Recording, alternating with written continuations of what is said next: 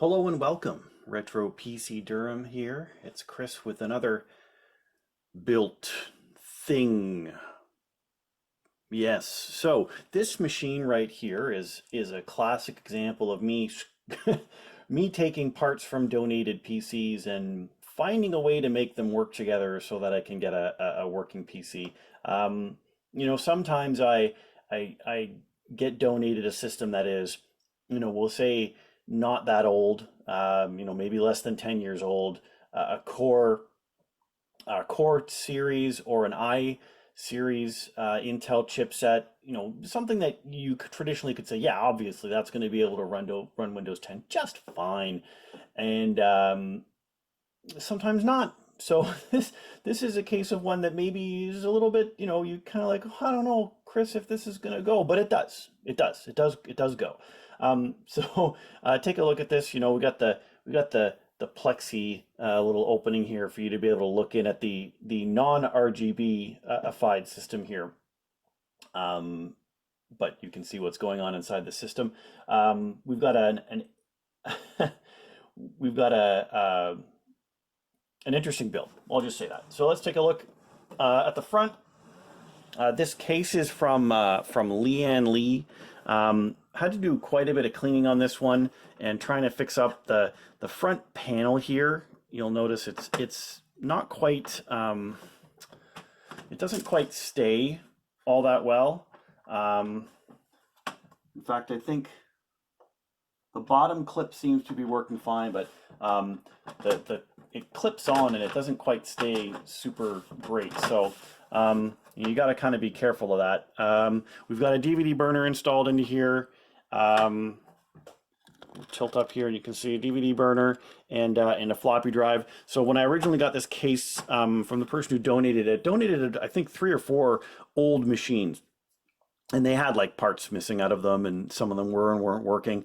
This machine originally had in it an older board, had a yellow floppy. I think the media tray, the media drive that was previously in it wasn't even installed in it anymore.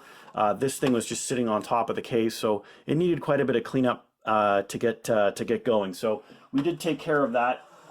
We slide around here and look at the rear of the system.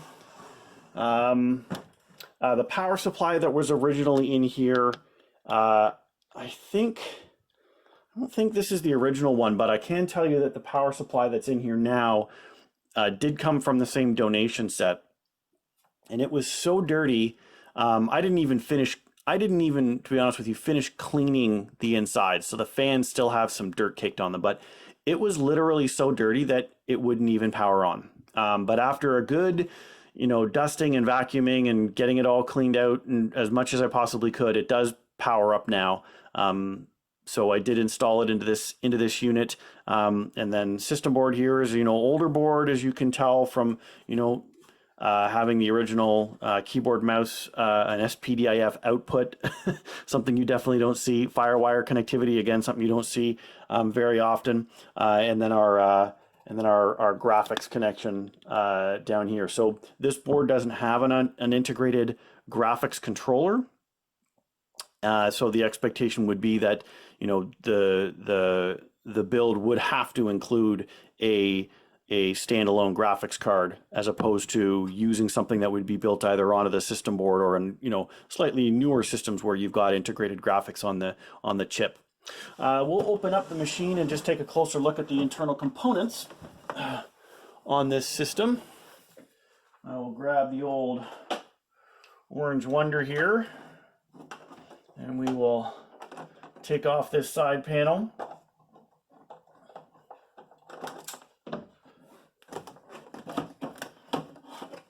Okay, so this system board is an Asus. I'm going to move the camera just a little bit here, and we're going to take a closer look at that. Come on now. Okay, we'll probably just cut this out since you don't want to adjust properly. Piece of garbage.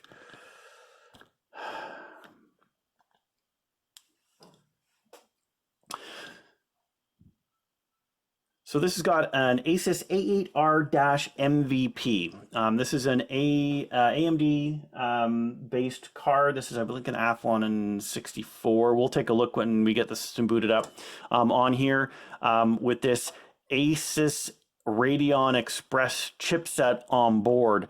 There's no onboard graphics, mind you, but apparently there was an ATI chipset that was built into this one.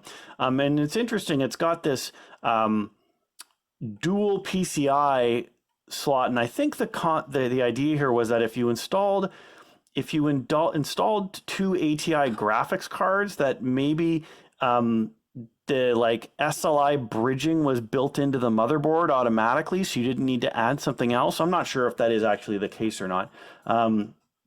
But I think from reading the manual download that I had, that was kind of the idea behind it. The graphics card that I chose to install in this system is one that I've had sitting around for quite a long period of time and was waiting for the system that just called to me and said that you needed to be installed here. This is a GT730, much lauded as one of the worst video cards ever made by certain people. It's not a great card by any stretch of the imagination, certainly not great for any type of gaming. But as far as being a display adapter, this thing can handle whatever you need to throw at it. Now, it's an older card, was part of a donation as well, so it's missing stuff like this. Used to have a VGA adapter that would plug into these pins here and then fit onto the panel. So it's just the DVI and HDMI outputs. But it can handle dual monitor, can handle 3-monitor output quite easily. But again, obviously not something that's meant for modern gaming. And we'll take a look at the rest of the specs of that when we get it booted up. I already mentioned we've got the optical drive and floppy drive. There is a mechanical drive in here. This is a 60 gig hard disk drive that had Windows 7 installed on it, and there was bad sectors on this drive. So after I managed to use it to upgrade to Windows 10, I wiped the whole thing out and I did like a low-level format to clean everything up. And all of the tools that I use to like check these drives, it seems to be coming up clean now without any issues. So hopefully that's going to remain the case. I haven't decided, by the time right now, I'm not doing any donations currently because we're doing the whole lockdown thing. So this thing will be sitting, with 3 other machines that I've got ready to go for at least the next couple of weeks. So during that time, I'm trying to mull over whether or not I'm going to do something like I've done a couple times where I'll take not an IDE, but I'll take one of these 2.5-inch laptop size disk drives, and I'll find a way to install that somewhere in a system. So I've mulled over in this case, where I can make this work to be able to screw it in and secure it. I haven't found a way to get it going yet, but I might just go back. I might go backwards on this one and just say I'll flip it around and like do double zip ties just to get it secured. And that way I don't actually use this drive that has, come up with errors before, and I keep that around in the shop here, to use for, my own builds and just, playing around, building another system. For now it's in here. We'll boot up and run with it and see how things go. And again, as I said, I don't know if that's going to be the final product in here, but at least it's going right now. The other thing to note here is, from an install perspective, was this system uses DDR memory. It's not DDR2, not DDR3, DDR. And when it comes to the older memory, there's always a challenge with getting higher capacity DIMMs installed into a system. So I had a 1 gig DIMM available, and then I had a whole bunch of like 512 meg DIMMs. And I thought, what I'll do is I'll see if I can get this, run installed and up and running with as much memory as I possibly can. And that's what I've ended up doing actually here is this has one 1 gig stick and then 3 512 gig sticks. So we have a total of 2.5 gig worth of memory inside this system. Now, that, you know, might sound a little bit concerning, but what I have found with running Windows 10, 32-bit Windows 10, it can only address um, about 3.25 gig worth of memory, right? If you install 4 gig in a machine, it does like 3.25 gig or something like that. So 2.5 gig is just a little bit less than that. And because this system doesn't have any integrated graphics, so there's no onboard graphics card, there's no integrated graphics in the processor, so there's nothing on the system or the processor that's going to pull memory or try to address memory to do any type of graphics work. It has to be 100% through the discrete graphics card, which is, you know, where having a discrete graphics card comes into play here, and why I, you know, kind of was saving this card. That I know it's not a powerhouse, but for a simple Windows 10 desktop system to be able to do display graphics, this is a very stable card to be able to handle that, the GT730. So all in all, I think, you know, we're okay here. So we're gonna close up the panel here, and I get this plugged in, and you can take a look and see how things are actually going to be running. Oh, look, it's a Boba Fett.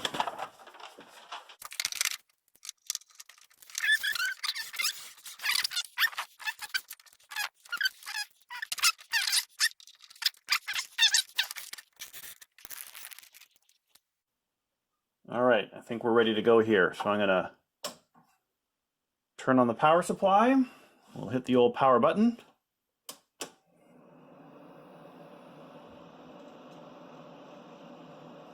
The fans on this system are relatively noticeable.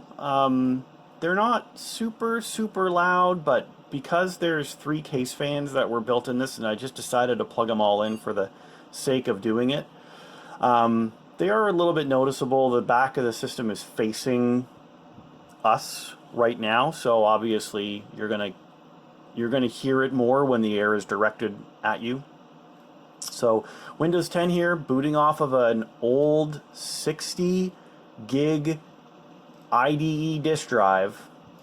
I'm actually quite impressed. You know, I know like how much faster it is booting off an SSD, obviously, but sometimes I'm quite impressed at how quickly Windows can actually get up to a screen with some of these older drives, given how slow the drive itself actually is. Now, that being said, this drive will keep chugging for another like 4 minutes while Windows services are booting up. So it's quite a bit of time before it starts to get quiet again. But we're up and running now, at least. Let's go and take a look at our hardware info. And again, because we're running you'll see how long you can see how long it's taken to open up a folder here because it's working so hard to get all the Windows stuff going. So we're going to run hardware info. I only have the 32-bit version of hardware info installed, or not installed, but in a folder here because I only have the 32-bit version of Windows installed on this system. So we will get up and running. As always, it's lovely to know that my USB mouse is reinstalled since I plugged it in. Once again, it's plugged into the little mini USB hub on my keyboard instead of directly into the system this time. So always great to install another version of the same mouse. Thanks, Windows. All right, so let's close this off and take a look here. So the processor installed here, this is the AMD Athlon 64.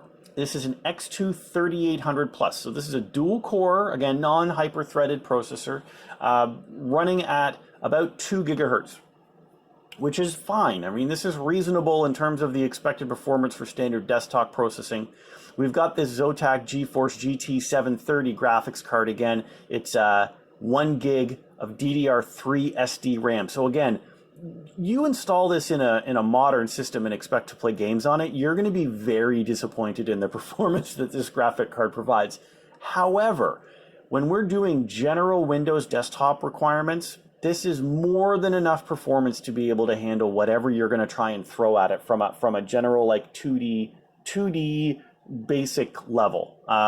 Again, we're not doing any rendering on this. We're not going to play video games on it. We're not going to edit videos on it.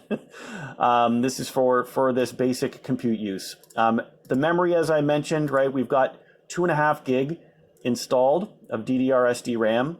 It is clocking down because originally the memory DIMMs I had installed in it were all going to be pretty close in terms of speed. So we've had we have the 512 running at 200 meg, or was clocked to 200. This 1 gig at 200, and then we've got this 512 at 133, and this 512 at 167. So the problem was one of the 512s that was going to be running at 200 is actually bad. It's a bad memory DIMM. Did not want to work. Kept crashing multiple systems actually when I was using it. So I had to swap out that one for another unit, which obviously is a lot slower. So the whole memory subsystem is clocking down to a lot slower than the 200 megahertz that the reference clock on the processor and the system board is going to be able to handle. It's okay though, again, we're not trying to stress the system too heavily here, so it shouldn't cause any issues in the long run. The more important thing is, basically questioning, well, is the amount of memory you have even going to be enough to handle what you want to do? So we'll take a look at that in a second. And as I mentioned, we've got Windows 10 Home. This came off of a Windows 7 Home Premium license with the install upgrade, and then once it was activated on the motherboard and with that digital license, we could wipe out and reload as many times as we want, which again is, I may end up trying to figure out how to replace this hard drive for one that's more secure, because if you might have noticed here, the hard drive has this error. Let me go down and show it on the summary report here. If I scroll down here and go to the warning, it's got this reallocated sector count. This one is not not going away no matter how many times I take care of it.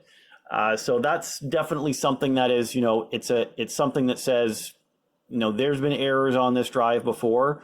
And if even a low-level format doesn't help get rid of that, that's a good thing to let you know that, maybe it's not a good idea to be using this for anything that you want to keep alive. So if this system again is going to be going and sitting in a computer lab or something like that, I don't want to end up having someone having to figure out how to make this thing work as a result. So the next thing I'm going to want to do here is we're going to open up the Chrome browser here. You'll see the time it takes to get this thing up and running again. It's hitting the hard drive really hard. The drive hasn't even stopped working the entire time that we've been up and running in Windows here. That's still trying to chug away to get stuff done. So we're going to go and do the old YouTube test here and see how the performance is trying to do some video. I'm not going to expect a lot. Will this thing be able to handle 1080p? I don't know about that. Let's take a look and see what's in trending and movies. If there's anything up to date here that we can take a look at that's got a little bit of action to it. I guess we can probably we'll hit this and see how it goes. If this is action movie trailers, I'm not really too concerned about necessarily the content. I just want to get the old the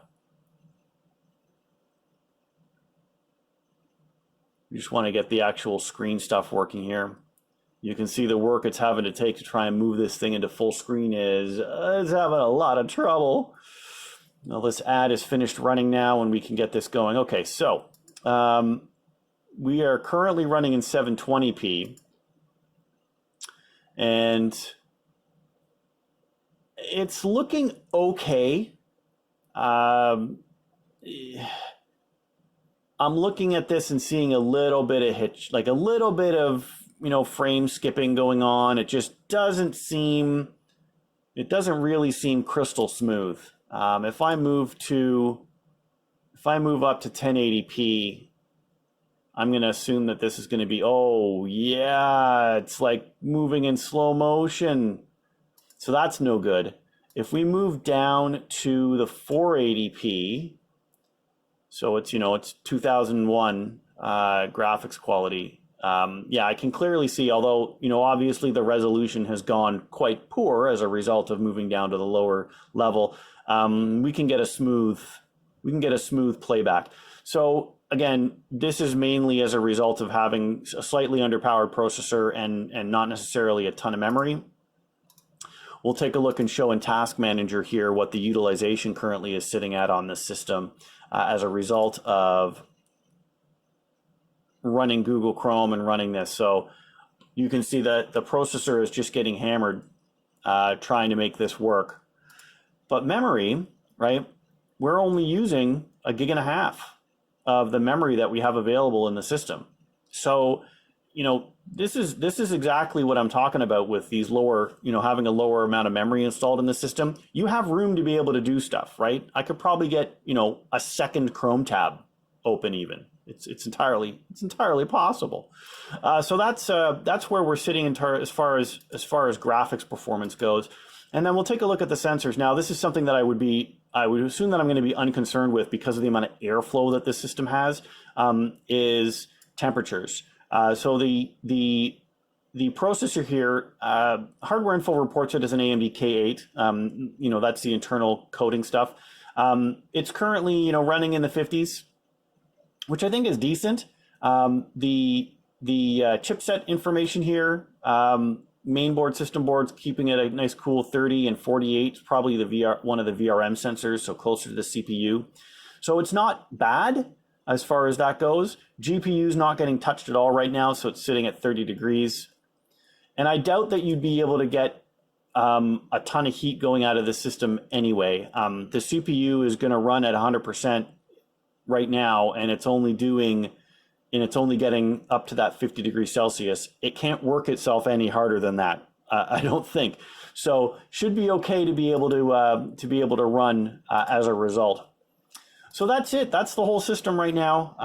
It's up and running. It works. It does what I need it to be able to do for when this goes to someone's lab or someone's home or whatever it's going to be.